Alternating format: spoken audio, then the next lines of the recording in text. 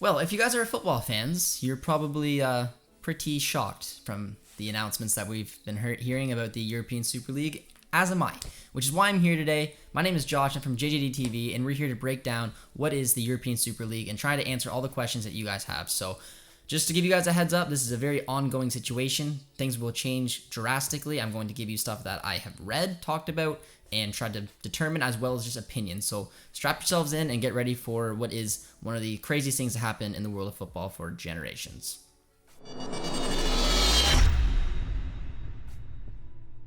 So I guess the first thing that you guys are probably asking yourselves, and it makes sense, because I had a lot of people on our stream yesterday asking it, what is the European Super League? So I've been following this story for a long time now. This isn't a brand new developing story. Just the thing that surprised a lot of people is that it actually happened. The Super League has been rumored for generations, and they've always wanted to break off into their own little kind of major Super League. And I just didn't really think that this would happen the way that it did. And like I said, I listened to podcasts, I've listened to the professionals, I've heard it before, time and time again. But yesterday, sitting on my couch and then seeing my phone blow up scared the crap out of me. And I'm like, I don't know what's going to happen. And I just could not believe that it broke down the way it did. But basically, it's the powerhouses of football wanting to come together and create their own league.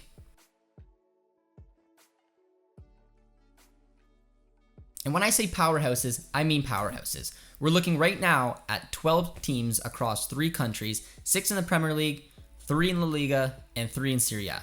The 6 are the big 6 in the Premier League. No surprise, you guys know that the Premier League is a very, very worldwide league. There's not much to say there, but the big 6 is the big 6. It is Chelsea, it is Manchester United, Manchester City, Liverpool, Tottenham, and Arsenal. Yes, Tottenham and Arsenal. Combined less Champions League than Nottingham Forest.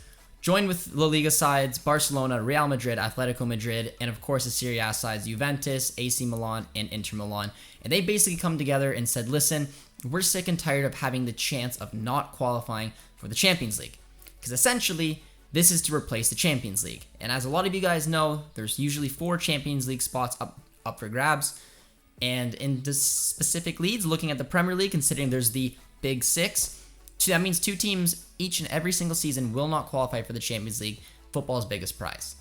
And if you look over at good old AC Milan and Inter, they've had their struggles as well. And what a coincidence as well that Juventus this year is on the bubble for Champions League. So in my opinion, that's something huge that you guys have to realize is that Champions League money is drastically important for the big clubs. And if you miss out on it, like the years that AC Milan has suffered, the years Arsenal has suffered, the years Tottenham has suffered, it can do a damaging image on your club and as well as stop you from signing the targets that you want.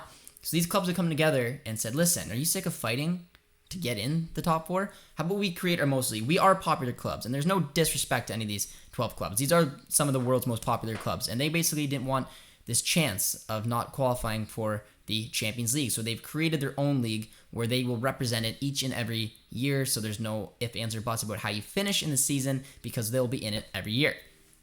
There's also 3 potential other founding member positions up for grabs. You guys have heard the rumors. It involves my club. It's PSG, Bayern Munich, and of course Borussia Dortmund. As far as what we know, they've been invited to join the European Super League, and for different reasons, they've said no. Looking over at PSG, it's for different reasons, but mainly it's their ties to UEFA, and it's hard for their club president to be able to break those ties and try to just basically jump ship. So that's why PSG isn't going.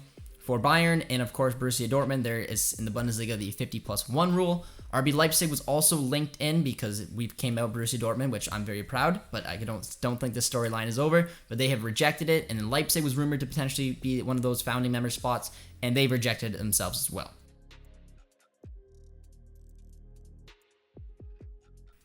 Once they figure out those final 3 founding member spots, whether they are able to eventually convince PSG, Bayern, Dortmund, I don't know, but they want 15 founding members, and those are going to be the main structure each and every year. Those 15 teams will be in this competition, on top of the fact that they're going to have 5 different clubs invited to the tournament each and every year, I'm assuming via qualification.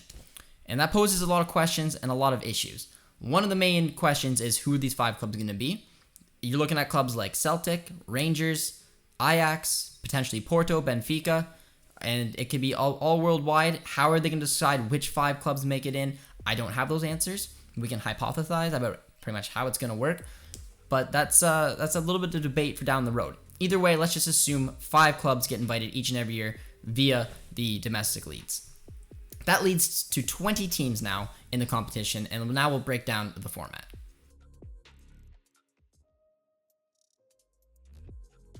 Looking at the format now, you've heard about Americanizing a sport. This is the definition of that.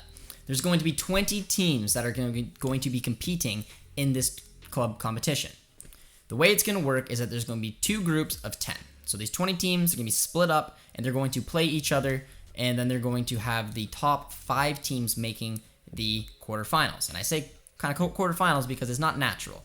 In football, you don't usually see these little play-ins unless you're looking at the MLS. I'm very familiar with that, being North American.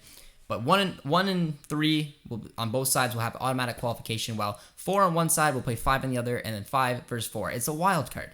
And if you know the term wild card, you might be a baseball fan, for example, a football fan. It's a very Americanized thing. So I just think the fact that they sprinkled that in really speaks volumes to how they are Americanizing this little tournament compared to having a natural round of 32, round of 16, quarterfinals, however. And then they basically, from there on in, do their quarterfinals. Whoever wins the wild card into the quarters, semis, finals, and there's your winner of the European Super League. So you're probably wondering, what is UEFA and FIFA's stance on this? They hate it. They hate it for many different reasons. This has been rumored and structured for a long, long time. And like I said, you never knew exactly when it was going to happen, and the bubble burst. And now FIFA and UEFA are crapping themselves. There's no way around it because there's a game called Bluff, and they're playing it right now because FIFA and UEFA, and as much as they don't want to admit it, need to rely on these teams to keep the respective leagues running. The Premier League, like I mentioned, is one of the most popular leagues worldwide. The Big Six are a massive, massive part of that. The TV deals, everything intertwined into making the Premier League as successful as it is. FIFA and UEFA, they both stated that if these Big Six leave, they're not allowed back in their domestic league. That sounds like a threat to me. It makes sense. There's 2 sides to it. The one side is that, well, that now may scare the European Super League into being like, listen, we can't function on basically just running a cup competition for the year without a domestic league. The other flip side of that is the Premier League probably can't survive the way it normally would without the Big Six. That is the draw to the league. Same thing goes for La Liga. Same thing goes for Serie A. So it's a massive game right now of pointing the gun at each other and seeing who's going to cave first. The Big Six are said, listen, we bring in a lot of money. We don't like the fact that we don't qualify for the prestige competition each and every year. And UEFA says, well, that's not my fault, Arsenal. It's not my fault you're sitting in this bottom half of the table. Be better. So you're probably wondering, is it all about the money?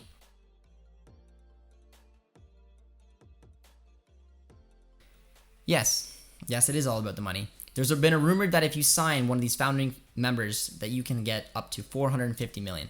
That is a lot of money. That's a lot of money for someone like Arsenal, who, like I said, and I don't mean to keep picking on them, but they're sometimes flirting with the second half of the table there, and they won't have a chance at getting that Champions League money. And also, the Champions League money sometimes isn't even that rewarding. There's been a statement and stuff that I've read about someone who wins the Champions League over to the competition doesn't get as much as Sheffield United in the Premier League, who finished dead last 20th place. I know it's crazy, but that is like what I'm hearing. So now having this guaranteed money of being in this competition is very, interesting for a club like Arsenal, who wouldn't have that opportunity. So money 1000% is behind this. Some of the owners, Liverpool, United, I'm looking at you guys with the American owners. This is what happens when these kind of guys are in charge. This is the way it's done over in North America. I'm Canadian. I can tell you exactly the way it's done over here. And it's what made me fall in love with the beautiful game. Seeing the way that the pyramid structure works over in Europe. It just fascinated me. And now they're trying to rip that out of the competition. And it makes it just heart-wrenching for any fan out there.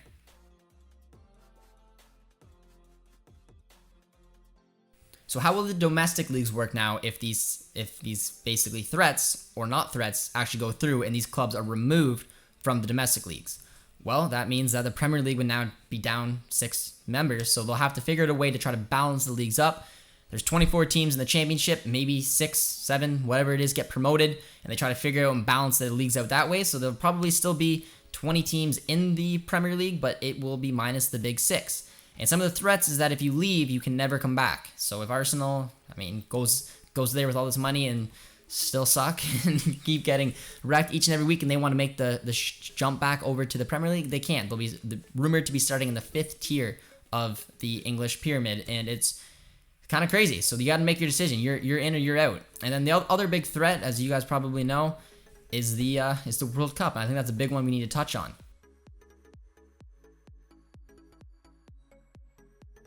Every football fan loves watching the World Cup, the Euros, their national teams. It what brings pride to a country. It's absolutely huge. You grow up dreaming of winning a World Cup, as well as dreaming to win a Champions League. They're historic, fantastic achievements. And another big threat that is being tossed into this equation is the fact that if you leave and you're a part of the team, so we're going to take United, for example, and we're going to look at Paul Pogba, someone who's already won a World Cup, and he decides to stay with Manchester United, and these threats actually are legitimate. A, he's not allowed to play in the Champions League, which I guess you don't get that dream to win that anymore. You can't play in a domestic league. You're stuck in a cup competition basically all season long. So there are going to have to be some questions there to how they're going to get more games involved. And then the third thing is you can't represent France anymore at the Euros, the World Cup. And I just don't know how a player can be interested in doing that.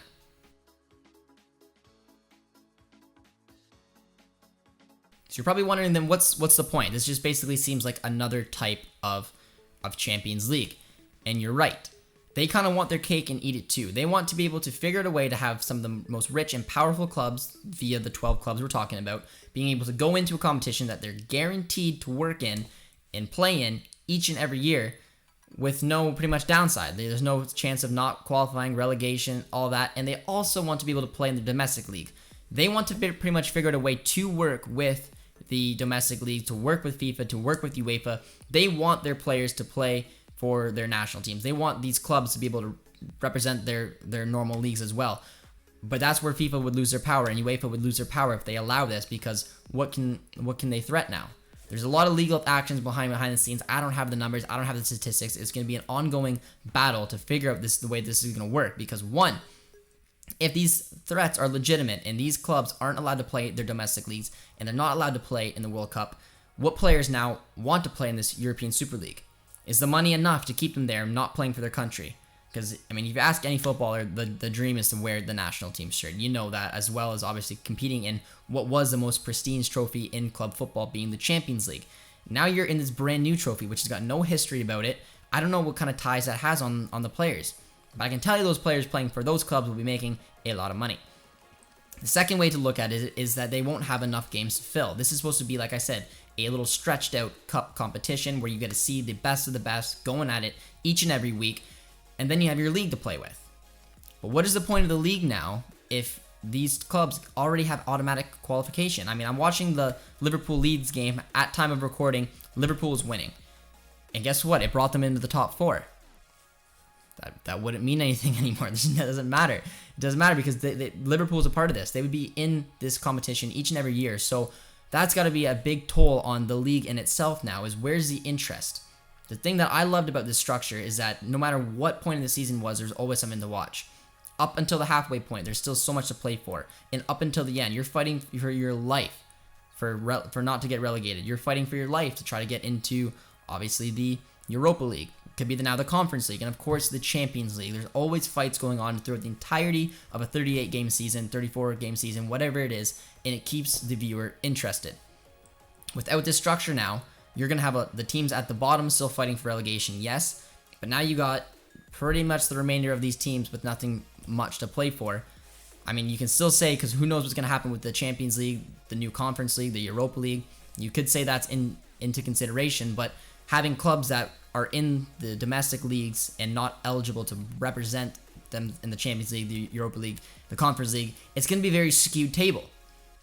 The other big thing is that the amount of money that you're going to be able to inject into some of these clubs is going to add so much value. So if you already think that there's a gap between the big six, which there's not, sorry, Leicester's in front of Arsenal, I'm sorry to keep taking shots at them, but just for example, the gap now with all the money they can inject into these clubs will be bigger. And now you got six probably will be the best clubs in the domestic league, followed by the remainder chasing the pack, and it's just skewing the leagues even more.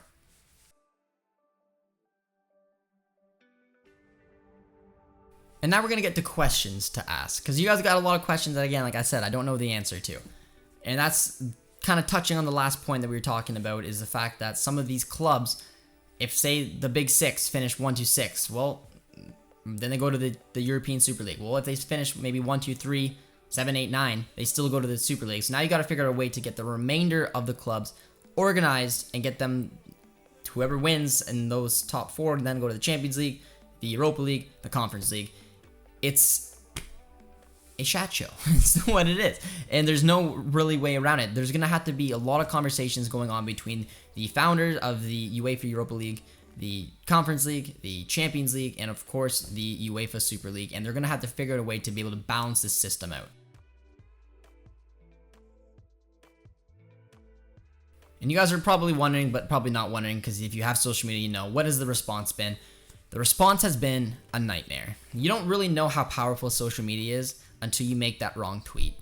And you get ripped apart and ripped alive. And like I said, I had some awesome moments when we went live. We went live for a crappy reason, but we went live because we wanted to discuss this and talk about this. And we had people heart-wrenched. Hashtag save our sport was absolutely everywhere. We got players, we got fans coming out, we got supporters, ultras that are coming out saying that they're disgusted in some of the responses from basically our club and the fact that they're into this, enjoying this. And one of the big ones I've seen is Liverpool. You'll never walk alone is something that I just don't know you can bounce back from. And that's the other thing, is if this European Super League goes through, you have angry fans. But now if it doesn't end up going the way it is, because again, there's too many questions to ask. What is going to happen now? You've damaged your reputation. You've shown that you don't care about the fans, that all you care about is money. You've made that decision, and now you're going to have to go back and try to deal with the fan base that you've pretty much screwed over, as well as the other clubs in the league. Leicester City deserves a huge amount of credit right now. They're a Champions League caliber club, and again, no offense to Tottenham now or Arsenal. I keep picking on Tottenham. They're a better club than you guys are right now. And you basically snooted your nose at them saying, listen, we're a more prestige club. We deserve to be in this competition each and every year. It doesn't matter that we're 7th. It doesn't matter that we're 9th. We're a better team than you are, Leicester. Sorry. So we get to represent the best competition in the world no matter what. If I'm Leicester City, I'm peed right off. I'm like, are you kidding me? This is ridiculous. I've earned it. I've worked in the top 3. And you're sitting down in 7th place, but you think that you're eligible no matter what. It takes the competition out of the league, and it's absolutely disgusting.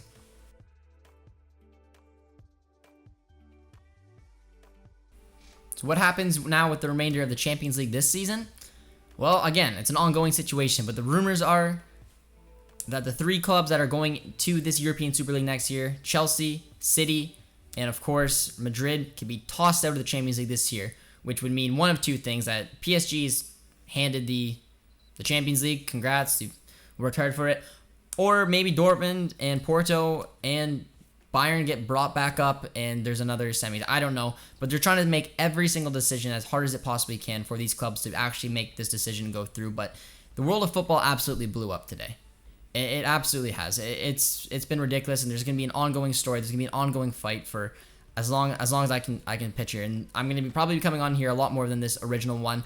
I've tried to structure this and grab a lot of points for you guys, and it has absolutely been a challenge because there's just too many moving parts, and we're going to have to see the way that this thing plays out.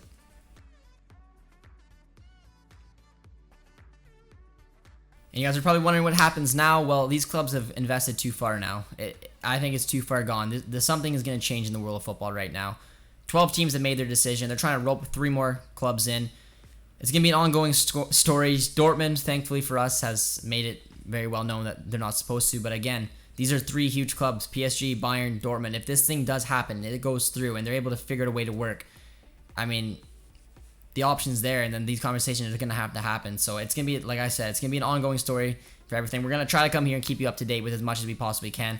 These were facts. These were opinions. They're all mushed together into what is a absolute disgrace on the world of football and the game that we all love. So if you guys have opinions on it, I'm sure that you guys do. I tried to get as much information here as I could for you. I know it's a lot to digest and process, but hopefully you have a little bit more of information about it now. And hopefully, yeah, if you like the content, you can comment, like, subscribe, and we will see you on the next one.